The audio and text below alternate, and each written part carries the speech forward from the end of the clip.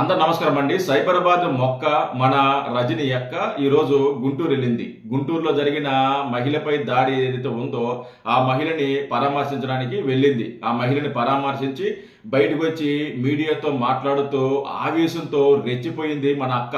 ఆవిడ ఆవేశంతో మాట్లాడుతుంటే నాకు భయం వేసింది. అరే అక్క ఎందుకు ఇంత ఆవేశపడుతుంది, ఎందుకు ఇంత ఆవేశం అనిపించింది నాకు.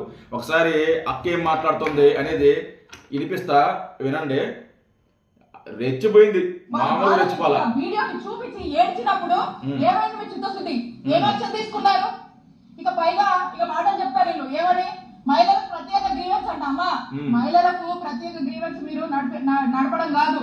మీ దగ్గరికి ఏడుస్తూ వచ్చినటువంటి మహిళ వివస్త్రతకు గురై ఏడుస్తూ తన బాధను చెప్పుకొని టీడీపీ వాళ్ళు మామూలు కోసం ఈ విధంగా హింసించి కొట్టారని చెప్తే అది పట్టించుకొని మీరే గ్రీవెన్స్ గురించి మాట్లాడతారు. ఫస్ట్ అవి పట్టించుకోండి. మీ దగ్గరకు వచ్చిన మహిళకు మీరు న్యాయం చేయండి. మీరు తనకు న్యాయం చేయడంలో ఖచ్చితంగా జాప్యం జరిగింది కాబట్టి పోలీసుల అలసత్వం వల్లే ఈ దారుణం జరిగింది.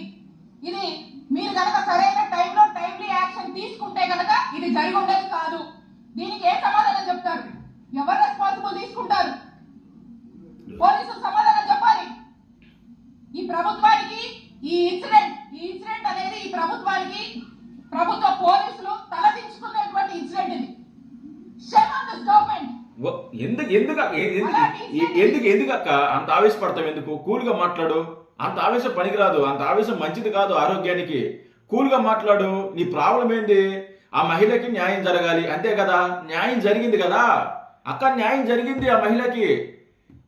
ఆ ఇన్సిడెంట్ జరిగిన తర్వాత ఎప్పుడైతే ఆ వీడియోలు అన్ని బయటకు వచ్చాయో వెంటనే చంద్రబాబు నాయుడు గారు రియాక్ట్ అవ్వడం జరిగింది, ప్రభుత్వం రియాక్ట్ అవ్వడం జరిగింది, నారా లోకేష్ గారు రియాక్ట్ అవ్వడం జరిగింది, నారా లోకేష్ గారు కూడా రియాక్ట్ అవ్వడం జరిగింది, హోమ్ మినిస్టర్ అనిత గారు రియాక్ట్ అవ్వడం జరిగింది, ఉమెన్ కమిషన్ చైర్పర్సన్ శైలజ గారు కూడా రియాక్ట్ అవ్వడం జరిగింది, స్థానిక ఎమ్మెల్యే కూడా రియాక్ట్ అవ్వడం జరిగింది. ఎవరైతే దాడి చేయించారో ఆ వ్యక్తిని అరెస్ట్ చేసి రిమాండింగ్ పంపించారు. ఎక్కడా కూడా ఆ సొంత పార్టీ కార్యకర్తలు కానీ కదా, నాయకులే కదా అని చెప్పేసి ఎక్కడా కూడా వాళ్ళని ఉపేక్షించలా, వాళ్ళని కాపాడే ప్రయత్నం చేయలా. ఈరోజు దాడి చేసిన వ్యక్తి జైల్లో ఉన్నాడు, రిమాండ్ ఖైదీగా ఉన్నాడు. ఆ దాడి చేసిన వ్యక్తులందరి మీద కేసులు పెట్టారు. ఎక్కడ కూడా ఒక పక్కన అంటే చంద్రబాబు నాయుడు గారు బాధితుల పక్కన నిలబడ్డాడు కదా, ఆ మహిళ పక్కన నిలబడ్డారు కదా ప్రభుత్వం. ఆ మహిళకి న్యాయం జరిగింది కదా. ఒక వ్యక్తి తప్పు చేస్తే ఆ వ్యక్తిని అరెస్ట్ చేస్తే న్యాయం జరిగినట్టే కదా. ఇప్పుడు ఆ మహిళ మీద దాడి చేశారు, ఆవిడికి అన్యాయం జరిగింది. చాలా బాధాకరం. బట్టలు తీసి కొట్టారు, చాలా దురదృష్టకరం. ఆ మహిళకి న్యాయం జరగాలంటే ఏం చేయాలి? ఎవరైతే దాడి చేశారో ఆ వ్యక్తిని అరెస్ట్ చేసి జైలుకి పంపించాలి.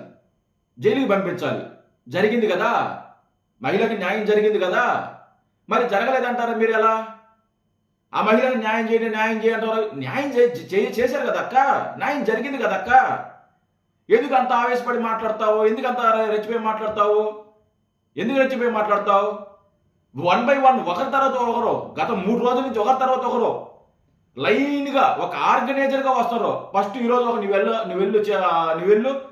నువ్వు మాట్లాడు, తర్వాత ఇంకో రోజు ఇంకొక వ్యక్తి నువ్వు ఇంకో మాట్లాడు, నా ప్రభుత్వాన్ని నోటుకొచ్చిన తిట్టు, మళ్ళీ ఇంకొకరు ఎన్ని రోజులు రాజకీయం చేస్తారు? చిల్లర రాజకీయం ఎన్ని రోజులు చేస్తారు? మీరు రాజకీయం చేయాల్సింది ఎప్పుడు? ఆ బాధిత కుటుంబానికో బాధిత మహిళకో అన్యాయం జరిగినప్పుడు, ఎవరైతే దాడి చేశారో ఆ వ్యక్తిని అరెస్ట్ చేయనప్పుడు మీరు రాజకీయం చేయాలి, మీరు వచ్చి మాట్లాడాలి.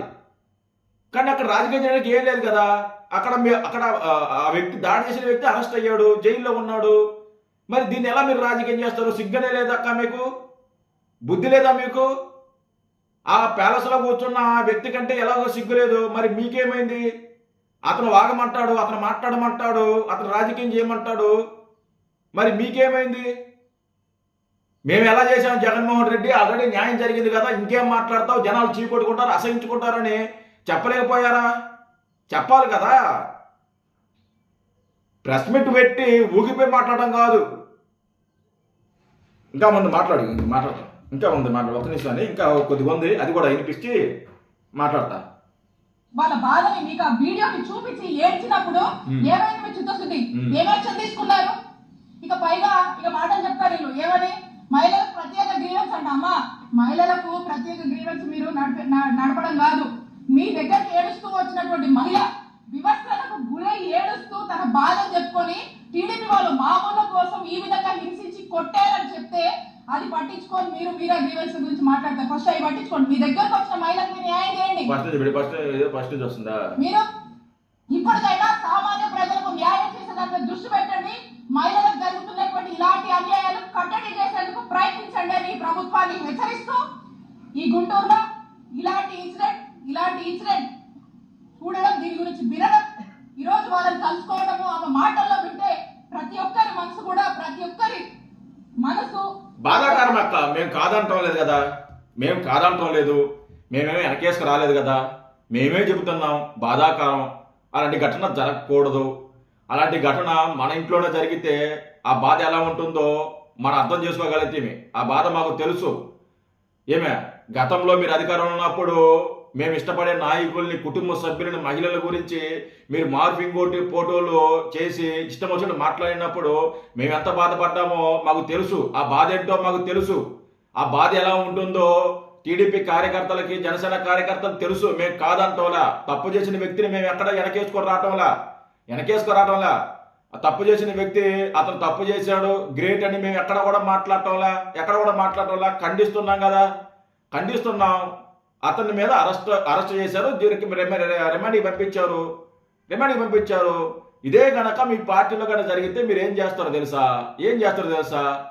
వెంటనే ఆ వ్యక్తిని జగన్మోహన్ రెడ్డి ఇంటికి పిలిపించుకొని కూర్చొని పెట్టి జ్యూసో, కాఫీ, టీయో ఇచ్చి, శబాద్ చాలా బాగా మాట్లాడావు, చాలా అద్భుతంగా మాట్లాడావు, సూపర్గా మాట్లాడావు, ఇలాగే మాట్లాడాలి, మహిళల్ని ఇలాగే వేధించాలి, మహిళల్ని ఇలాగే కొట్టించాలి, నీకేం కావాలో అడుగు, నీకు చైర్మన్ కావాలా, లేకుంటే రాబోయే ఎలక్షన్లో ఎమ్మెల్యే సీటు కావాలా, లేకుంటే ఎంపీ సీటు కావాలా, లేకుంటే అధికారంలోకి వచ్చిన తర్వాత ఏమైనా చైర్మన్ పదవులు ఇలాంటివి ఏమైనా కావాలా, లేదా ఇంకా డబ్బు ఏమైనా కావాలా చెప్పు, ఇస్తాను. కానీ నువ్వు మాత్రం ఎక్కడ తగ్గొద్దు, నువ్వు ఇలాగే ఉండాలి. ఎందుకంటే మనకున్న క్వాలిఫికేషన్ అదనమాట. మీరు ఎవరెవరైతే ఇలాగా దాడులు చేస్తారో, ఎవరెవరైతే ఇలాగా రౌడీజం చేస్తారో అలాంటి వాళ్ళందరూ మన పార్టీలో ఉండాలి. మా పార్టీకి చాలా అవసరం. ఎందుకంటే మన గొడ్డల పార్టీ కాబట్టి. సో మీలాంటి వాడిని నేను ఎక్కడ కూడా వదులుకోవడానికి ఇష్టపడను. నీకేం కావాలో చెప్పు అని జగన్మోహన్ రెడ్డి ఇంకా ఎంకరేజ్ చేస్తాడు. చాలాసార్లు చూసాం మనం. నిండు సభలో జోగి రమేష్ పవన్ కళ్యాణ్ గారిని, చంద్రబాబు నాయుడు గారిని ఉద్దేశించి మాట్లాడుతుంటే పక్కపక్కలో ఎక్కలో నవ్వుతూ ఎంజాయ్ చేసిన ఆ వ్యక్తి జగన్మోహన్ రెడ్డి. అసెంబ్లీలో చంద్రబాబు నాయుడు గారి సతీమణి గురించి మాట్లాడేటప్పుడు నవ్వుతూ ఎంజాయ్ చేసిన వ్యక్తి జగన్మోహన్ రెడ్డి. మీరు మహిళలను అవమానించేది మీరు అవమానిస్తారు మహిళల్ని. మీరు వచ్చి మాట్లాడతారు మహిళల గురించి. ఏది మహిళలు మాట్లాడితే న్యాయం జరిగిపోద్ది, లేకుంటే మహిళలు మాట్లాడితే జనాలకు వెళ్తుంది అని అనుకుంటున్నారేంది? లేదక్క, అంత ఛాన్స్ లేదక్క. మీకు అంత ఛాన్స్, అంత సీనీలా మీకు బాబు గారు, మీకు అంత ఛాన్స్ ఇలా, అంత సీనీలా. తప్పు జరిగిన వెంటనే అరెస్ట్ చేయించారు, రిమాండ్కి పంపించారు. చంద్రబాబు నాయుడు గారి చిత్తశుద్ధి అది, టీడీపీ చిత్తశుద్ధి అది. గుర్తుపెట్టుకోండి, తెలుసుకోండి. మైకులు ఉన్నాయి కదా, నోరుంది కదా, స్క్రిప్ట్ వచ్చింది కదా అని చెప్పేసి ఏది పడితే మాట్లాడటం కాదు. ఇలా మాట్లాడబట్టే మీకు 11 సీట్లు వచ్చాయి. గుర్తుపెట్టుకోండి. ఈరోజు మీకు 11 సీట్లు వచ్చాయి. ఈ రోజుకి మిమ్మల్ని అసహించుకుంటున్నారు అంటే మీరు మాట్లాడే మాటలో మీరు చేసే చిల్లర రాజకీయం. తప్పు జరిగింది, శిక్ష అనుభవిస్తున్నారు, న్యాయం జరిగింది. దీంట్లో మీరు వచ్చి మాట్లాడేది ఏంది మాట్లాడేది? మీరు సిగ్గుపడండి అక్క. మీరు అన్నారు కదా షేమ్ ఆన్ యూ, అదేనక్క నీకు కూడా. Thank you.